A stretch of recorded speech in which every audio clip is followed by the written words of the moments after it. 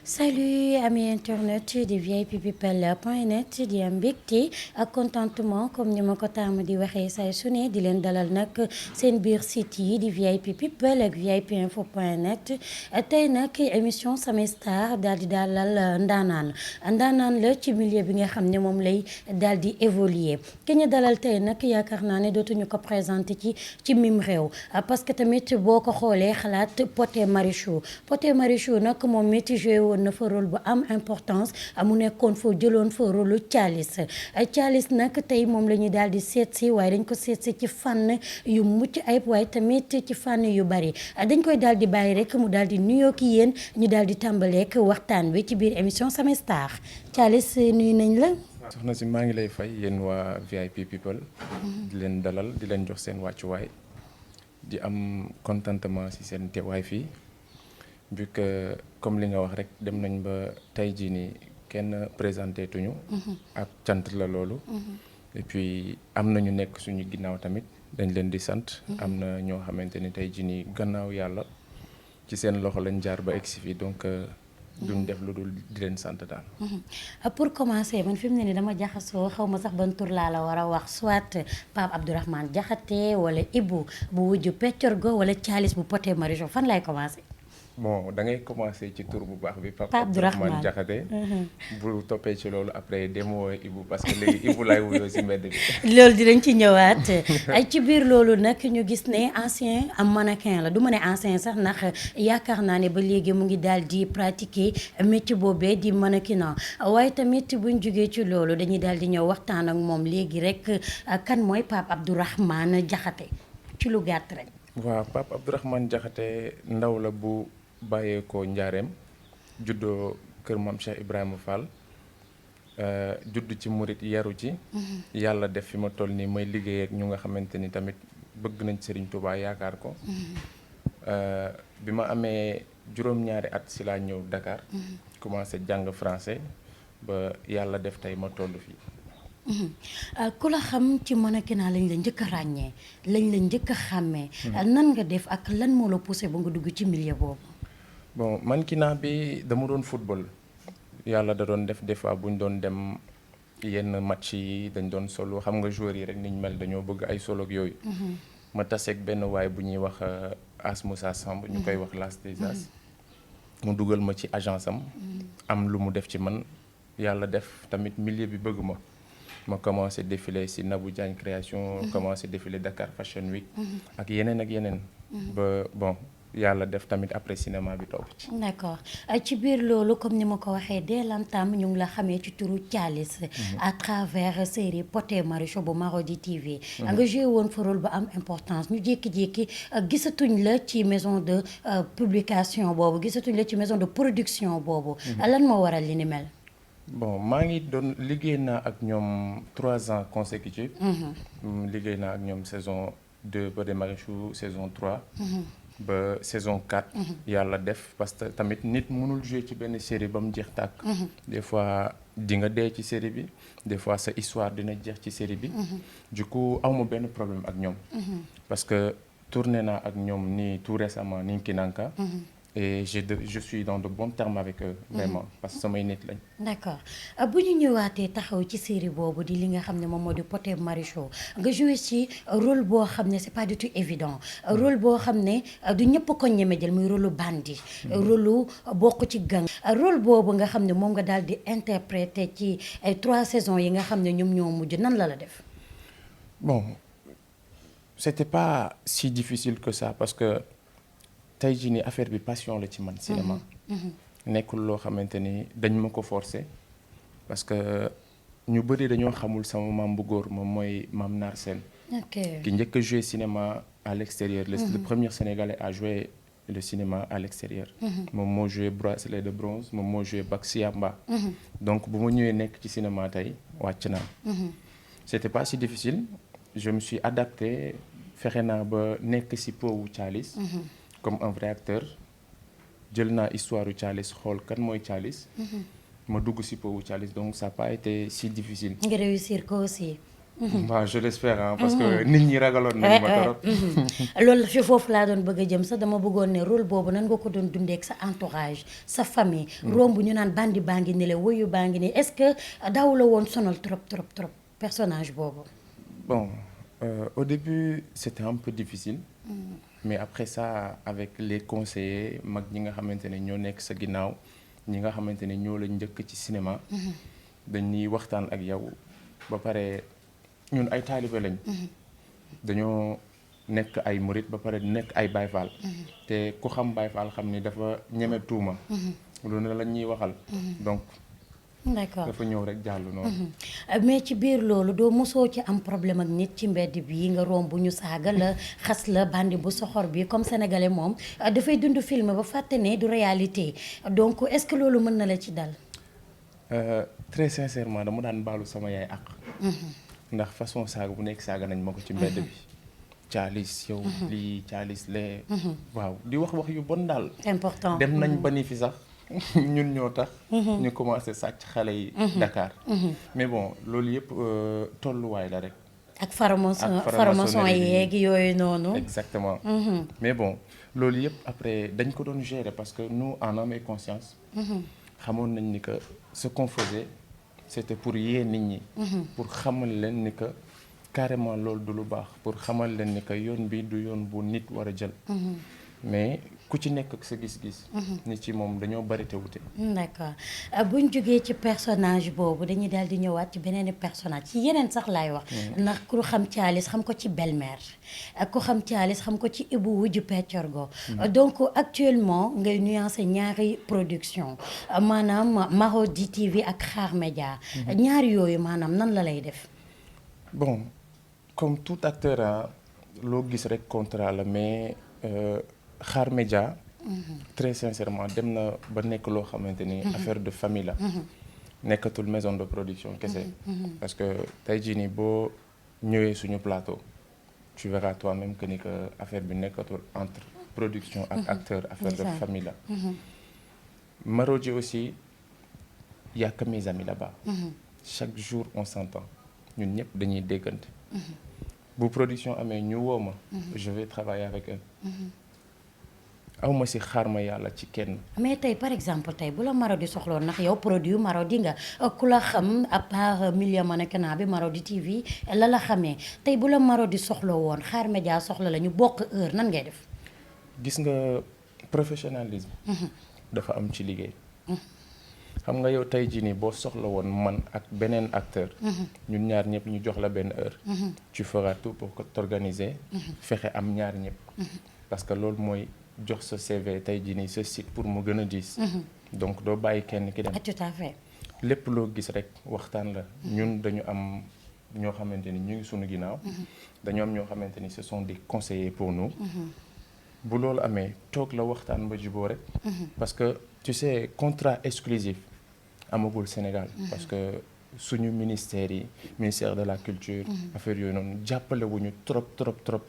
ñi nga xamante ne ñoo yor maison de production yi. du coup tey jii ni benn maison de production bu bëggee jël benn acteur moom ko pour benn 1 an wala 2 ans. day compliqué ci moom. et pourtant da koy bëgg. d'accord mais suñu ministère yi ñoo war a bàyyi xel ci loolu. tout à fait jox cinéma tuuti gëdd. ñu essayer xool parce que tu vois le cinéma. ça donne beaucoup d'emplois. ça c'est vrai. da ngay gis booy bëri léegi boo gisee ñi def cinéma. parce que ça leur apporte quelque chose. dina am loo xamante ne dinañ ko mën a dimbalee seen ay waajur. moo tax lu jar a bàyyi xel la. tout à fait ñu ñëwaat nag ci li nga xam ne moo di transition wu Thialis ba ci li nga xam ne moom moo di Ibou bu wujju Peccorgo ñaari rôle yoo xam ne bokkuñu. Thialis bandi la woon wëyu la woon dafa soxoroona dafa indisoona ñu ñëw ci Ibou mu nekk nit ku timide. nit ku noppi boo ko xoolee da nga koy yërëm boo ko xoolee maanaam da nga koy ñeewantal mu nekk 2 rôles différents ça se voit que ne tu es polyvalent lan ngay wax ci ñaari rôles yooyu. loolu moom duma ci sori parce que dama ciy ñëw directement sax laay wax. dama ciy sant ñetti nit. ñoo xamante ne bi ma duggee ci cinéma ñu gis ni am naa potentiel. dañ ma woo waxtaan ak man. kenn ki muy Ibrahima Mbaye Thié loolu xam naa ne ku ne xam na ko ci cinéma. moo nekkoon le baron sur Pod et Marichou. moo ma jox lu bëri def lu bëri ci man. ndeysaan. amoon naa benn grand boo nga xamante ni tamit waxtaan na ak man muy Ibrahima Mbaye Soppe. jox ma ay conseils yu baax. muy ndaanaan muy ndaanaan ci milieu bi. keneen ki c'est un gars c'est un réalisateur. il s'appelait Khalifa Ba. ma def ko comme sama papa. bu Marodi. bu Marodi ñu koy nuyu de passage sama frère boobu. kooku sama papa la. bon papa ñun ñëpp papa lañ koy woowee mais man daf ma jàpp trop. ndeysaan. moo tax c'est ñoom important. ñu teg ma ci yoon xamal ma lu bëri ba tax may mën a def différence entre Thialis de Pod et Marichou, Ibou de Wujju Peccargo et Thierno de Belmer. te di ngeen gis yeneen ak yeneen incha allah. ak Thierno ak Ibou mën nañ ne pratiquement même personne bi la. Thierno dafa noppi dafa tooy dafa muu daal. ñi ñëw tamit ci série bi nga xam ne jamono ji nag quoi qu'on puisse dire xam ne sénégalais le monde entier ñu ngi koy suivre bu baax a baax muy Wujju Peccargo mu nekk série boo xam ne chaque jour nit ñaa ngi ciy jàng chaque jour ñu ngi wane les réalités yi nga xam ne ñun moom la ñuy faral di dund suñuy kër nga am ci jabar ju laqale. jabar ju sonle jabar joo xam ne kenn ñaanul yàlla am jabar ju mel noonu wala benn famille ñaanul yàlla jabar ju mel noonu sëy si ci kër gi yow lan ngay mën a wax ci loolu. Wujju Peccargo tey jii nii def na ma nit boo nga xamante ni wax dëgg yàlla je me sens une autre personne. dama gën a xam luy kilifteef ba pare mi ngi may jàngal yërmande tamit. parce que nit ku ne matul. dëgg la ni série la mais boo xoolee tey jii nii ay réalité la. parce que kilifa yu nekk dañ lay woo. di naan li ngeen di joué nii lu am la. mais li ma gën a jàngal mooy yërmande ci jigéen. parce que jigéen dëgg la ni tout grand homme a une grande dame à ses côtés. mais góor bu nekk war nga mën a xool nooy yilifee sa soxna. ba du mel nii tey ni joor ci biir kër gi sax laay wax. parce que jéggi na dayo mais lépp loo gis rek góor boo gis ci àdduna man li may conseiller góor yi mooy di leen yërëm seeni soxna. parce que metti na koo xamante ni nga fat ko sa kër. ni da nga war a dund ak moom ba àdduna di tukki mu mel nenn ni mais bu leen bàyyi seen loxo. surtout mu ñëwoon fekk benn famille bu stable. famille boo xam ne dañoo déggoo woon ka fooree. mu ñëw fexe ba diviser leen en 3 parties. bon loolu yëpp ay mbiru sunu borom la parce que yàlla du teg jaamam lu mu antanul. man la yàlla teg loolu. c'est parce que antan naa ko. maa ngi dem nag mi ngi metti mais je sais que ni dinaa ko lijjanti incha allah mais da nga mujj ci à la fin bi nag mujj daal di jël mujj soxor liñ naan da ngay muñ ba mujj gi nag nga daal di révolté wu nag gis nañ ne jamono ji da nga taxawee tànku vengeance tànku defanteeg joor. bon loolu métti woon na sax ma bëgg a defanteeg moom mais boo xoolee ba ci biir a biir. xam nga tey jii na da nga sonn. ama nit boo ko bëggatul dëgg. moo yee dafa sonn joor dafa lakkale fatte. nit boo ko bëggatul dëgg da nga koy bàyyi mu dem. mais boo xoolee ba léegi néew ma ko may naa la sa baax. yërmande ji. moo tax mais yàlla baax na. est-ce que yërmande la est-ce que nekkul façon vengeance la ci sa côté parce que yaa ngi naan kii su ma ko fasee bàyyi ko noonu mu dem day yomb trop foog ma méttital ko vengeance gu métti fi mu ne nii nga fas yéene jàmmaarloog moom. non xam nga tey jii nii góor yu bëri dañuy. seen dañoo rëy. dañuy nekk ak seen ay morom naan ay non diw naa ko def lii mais bu ñu weetee yërmande moo leen sonal ak rëy lu quoi. wane kilifte tuuti dafa jot nag Ibou nag dafa noppi trop Ibou moom dafa noppi mais ci biir loolu ñu gis ne mu nekk 3 séries yoo xam ne joué nga ko bu ci nekk ak personnalité yow nga joué ci ay rôles yu différents tey bu ñu doon laajtee tey lan moo la ci gën a neex ci rôle yi nga mos a joué yëpp ban rôle ngay wax. Bon, très sincèrement, étant acteur plutôt, man ci cinéma mënu ma ne lii moo ma gën a neex. même si am na loo xamante ni moom laa gën a maîtriser. mooy comme li gars yi di wax rôle flic wala rôle koo xamante ni il incarne la responsabilité totale. mais du ma ne lii moo ma gën a neex. mais parfois nga joué benn rôle boo xam ne da ngay ñëw nga fier ci yow kontaan xam ne lii lañ la laajoon jox nga ko ba wis ko. très sincèrement musula dal. ça m'est jamais arrivé. musula dal aussi nga joué ba mu yàgg nga am lu la metti nga am ay regret toog mu metti la su ma xamoon du ma ko defee ni nangam laa koy defee. chaque jour que je fais. da ngay am regret. bi ma dalee joué ba léegi. musuma def benn affaire kontaan ci. à chaque fois je me dis que mënoon naa joxe plus. man je dis jamais que c'est bien. À chaque fois que il me demande booy pourtant lii ma ne c'était pas mal. D'accord. man pour man dara baaxul. lépp loo gis rek mën nañ ko gën a perfectionner. tout le temps da lay metti. exactement. voilà seen émission Samay Stars mu ngi nii nee naa leen Papa Thialis lañ leen indil ñu gën ko xam nag ci Pape Ibrahima Diakhaté moom nag mu daal di ñëw incarné rôle yu bëri ci biir rôle yooyu dégg nga niñ ci daal di waxtaanee waaye tamit balaa ñuy tëj rek dañuy daal di waxtaanee li nga xam ne moom moo di sa carrière maanaam jamono ji lan la ñu mën a xaaraat ci ki nga xam ne moom moo di Pape Abdourahmane Diakhaté ci milieu cinéma bi yan mën nañ la xaar ci ban fànn. ak yan projet ngeen am actuellement fas yéene koo développé wala fas yéene ko jox say fans. bon côté projet bëri na macha allah te incha allahu rabbi di ngeen gis ci kanam li ñu naan ci kanam rawuli bët. yéen di ngeen ko gisal seen bopp. parce que comme li ma leen wax rek sànq rek producteur bi ñu am muy Modou Xaar Gueye. mooy borom Xaar Média.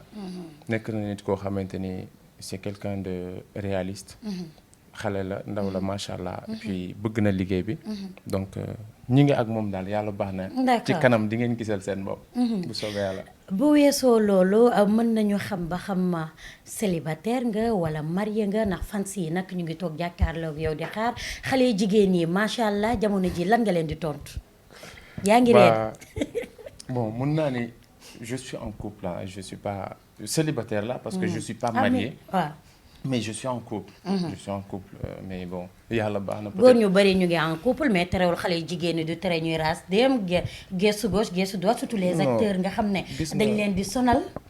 gis nga lu jigéen ñi war a comprendre parce que jigéen ñi ñoom dañoo jàpp ni que. ñun ñoo gën a dëng góor moo gën a dëng jigéen. mais gis nga góor di nga dem ba benn stade bu nga xamante ni. da ngay xam ne li nga doon dund wëyul. di nga xamante ni parce que chaque génération day toppante.